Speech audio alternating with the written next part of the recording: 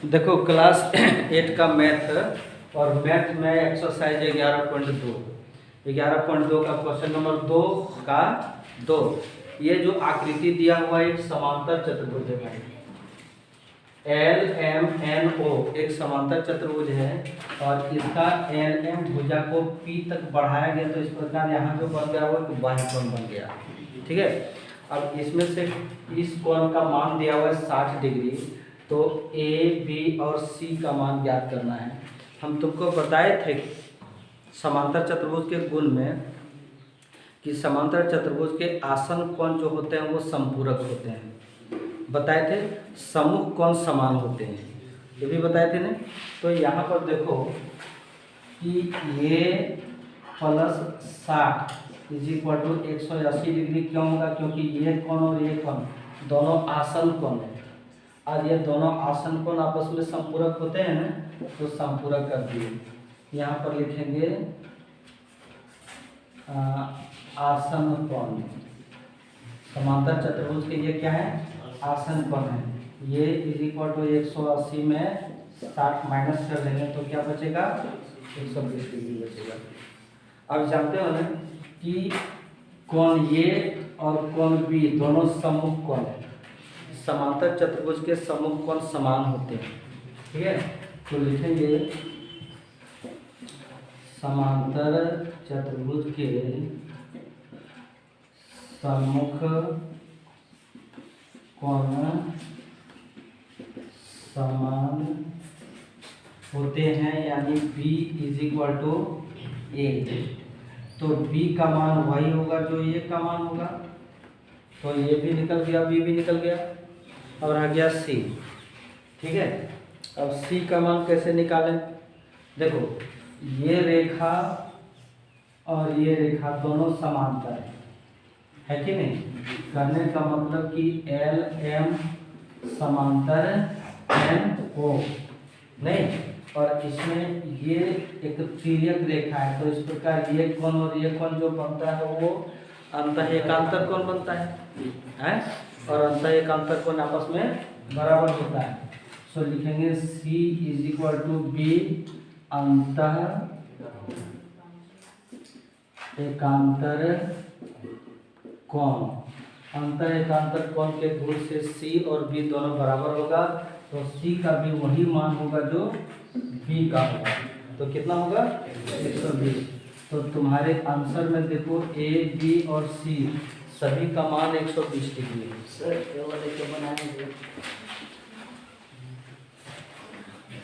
Question number 4 में ठीक आता है कि ABCD एक समांतर चतुर्भुज है। ABCD एक समांतर चतुर्भुज, इसके आसन कोणों का अनुपात दिया हुआ है 6:3। ठीक है, 6:3 दिया हुआ है। ठीक है, तो ये बेस के समझेगा नहीं तो हम तुमको अभी एक बार यहाँ पर हमको शायरी मिलर है, बता दे तुमको कि जिंदगी जिंदा दिली का दिल है, जिंदगी जिंदा दिली का दिल है, मुर्दा दिल खाक जिया करते हैं। देखो मेरे पास शायरी है यहाँ, देखो है तो तुम गाना गाने का तो गाना गा दो। तो गाने का मैंने बोलो ना, अभी शुरू कर देंगे गाना। ठीक है, तो लिखेंगे माना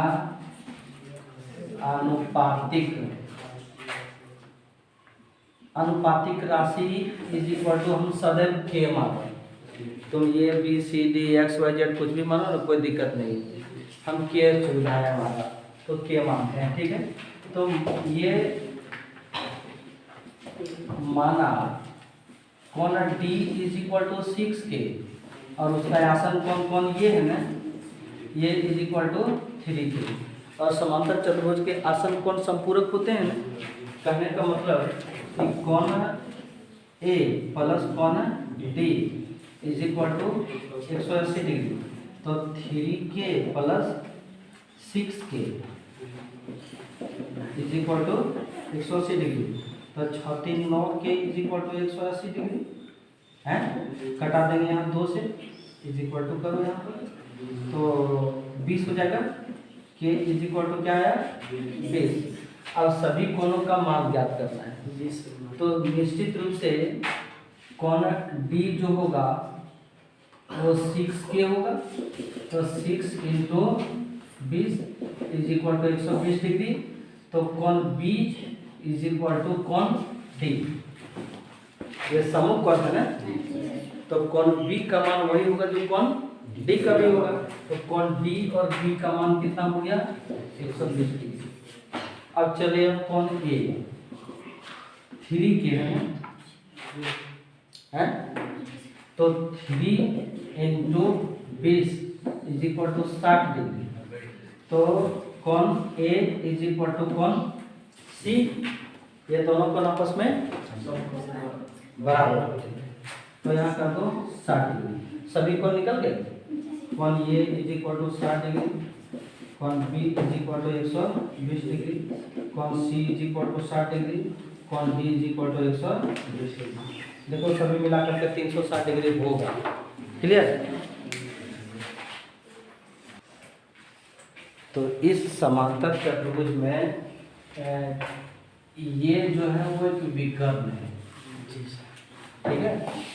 समांतर चतुर्भुज का ये कोण 40 डिग्री दिया हुआ है और ये जो बाएं कोण है 70 डिग्री दिया हुआ है, ठीक है। हमको x, y और z का मान ज्ञात करना है, ज्ञात हो जाएगा, लेकिन होगा तो कैसे होगा। सीधा सा हम बात करें तो ये कोण और ये कोण दोनों बराबर होगा। क्यों बराबर होगा, अंतः एकांतर कोण। तुमको बता रहे हैं कि ये रेखा और ये रेखा तुम्हारा घर वाला और ये रेखा मेरा घर वाला, दोनों समांतर है, ठीक है। और इधर से ये एक तिर्यक रेखा जा रहा है, उसका घर का रेखा, ये हो गया मेरा घर का रेखा, ये हो गया तुम्हारा घर का रेखा, दोनों समांतर है नहीं। और ये उसका घर का रेखा है, ठीक है, जो कि तिर्यक रेखा कहलाते थे। इस प्रकार ये जो कोण दोनों बनता है वो अंतः एकांतर कोण बनता है। क्लास 7 में इस सबको देखे थे हम लोग, याद होना चाहिए। संगत कोण देखे थे, अंतः एकांतर कोण देखे थे, एक ही ओर के अंतर कोण देखे थे, हैं, शीर्षाभिमुख कोण देखे थे, रैखिक युग्म देखे थे, बहुत सारा कोण उसमें देखे थे और क्लास 9 में भी देखना है, ठीक है। और अभी लेकिन यहाँ पर हम अंतर एकांतर कोण के आधार पर y is equal to 40 degree हम कर सकते हैं, ठीक है। और वो लिख सकते हैं अंतर एकांतर कोण। अंतर एकांतर कोण के आधार पर हम इसको ऐसा लिख सकते हैं। तो y का मान निकल गया नहीं, y का मान निकालने के लिए अब z का मान निकलेगा। z का मान जानते हो कैसे निकलेगा, तुमको बताए थे कि एक त्रिभुज है, ठीक है, उसका एक भुजा अगर बढ़ा दिया जाए, भी सवाल में था, तो इस कोण का जो मान होता है वो इन दोनों कोणों के योग के बराबर होता है, याद आया। और अगर नहीं याद आया तो फिर हम उपाय लगाएंगे, इस कोण को निकालेंगे, फिर त्रिभुज के तीनों कोण को निकालेंगे तो थोड़ा बड़ा हो जाएगा। सो कहने का मतलब कि त्रिभुज के एल एम में Y plus Z is equal to 70, ये कोण और ये कोण, मतलब ये कोण और ये कोण, दोनों कोणों का योग जो होता है वो इस कोण के बराबर होता है। कहता है कि किसी त्रिभुज के एक भुजा को बढ़ाया जाए तो इस प्रकार बना बाह्य कोण अपने अभिमुख अंतः कोणों के योग के बराबर होता है। हम देखे थे क्लास 7 में इस चीज़ को, ठीक है।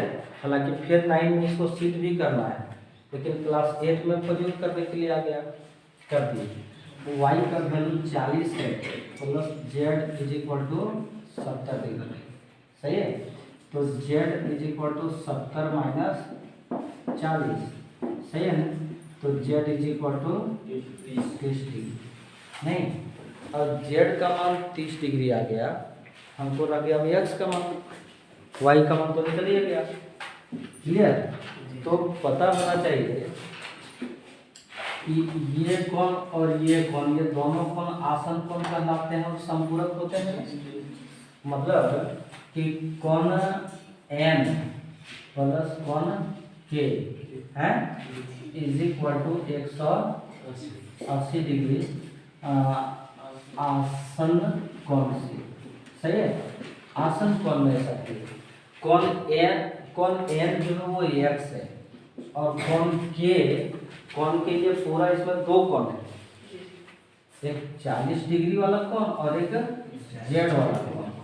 180 डिग्री x प्लस 40 डिग्री और जेड का आप वैल्यू निकाल चुके हैं 30 degree is equal to 180 degree.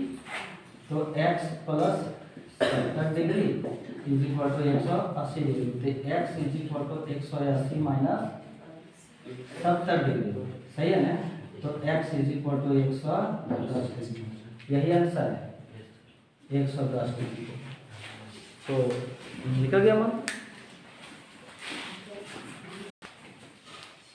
देखो ये क्वेश्चन नंबर 10 में हम ये कट्ठा में फिगर पहले बनाए हैं। फिगर कितना में है, ये कट्ठा में। और इसमें है क्या जी, देखो दो को समांतर चतुर्भुज इसमें ए बी सी डी कौन दिखाई पड़ा, एक अलग समांतर चतुर्भुज है और एक ई एफ जी एच भी समांतर चतुर्भुज है।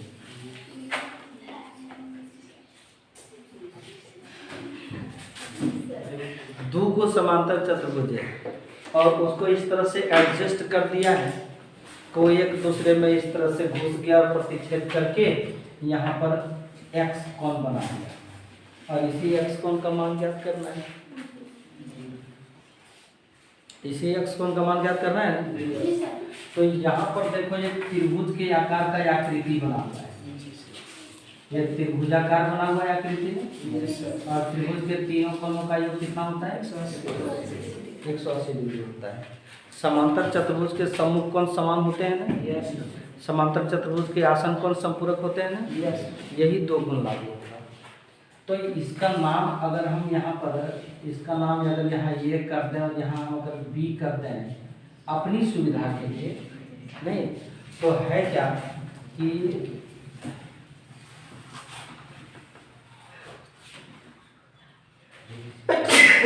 समांतर चतुर्भुज ए बी सी डी में है, समांतर चतुर्भुज ए बी सी डी को हम अलग से यहाँ से बना देते हैं।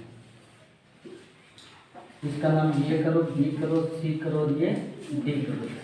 डी का वैल्यू कितना दिया हुआ है 130 और ये सी का वैल्यू कितना है ये है ना है।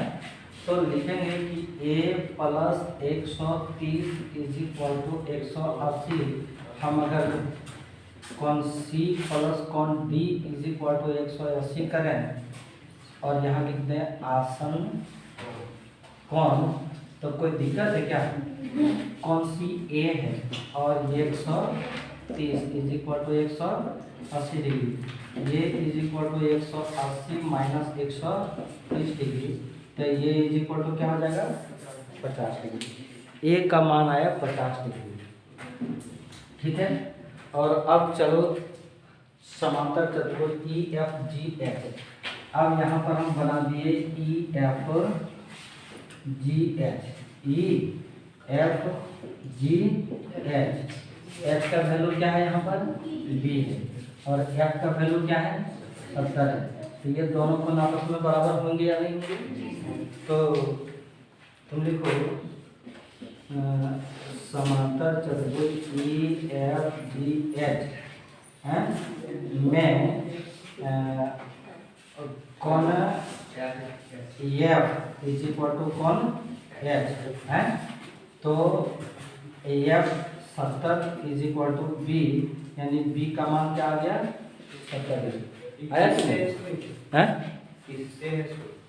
जैसे उसका रिलेशन में सम्मुख कौन है, यहाँ पर लिख देंगे सम्मुख कौन के गुण से हम इसको क्या कर दिए, बराबर कर दिए। कोई दिक्कत है क्या? अब चलिए वो त्रिभुजाकार आकृति में, नहीं त्रिभुजाकार आकृति में a plus B plus X is equal to 180 degree होता है कि नहीं? तो a का वैल्यू हम 50 निकाल चुके हैं और इसका 70 निकाल चुके हैं। x का वैल्यू निकालना है, ठीक है। 50 और 70 120 plus X is equal to 180, X is equal to 180 minus 120, X is equal to 60 degree answer होगा। एक्स का मान 60 डिग्री है सर, तो है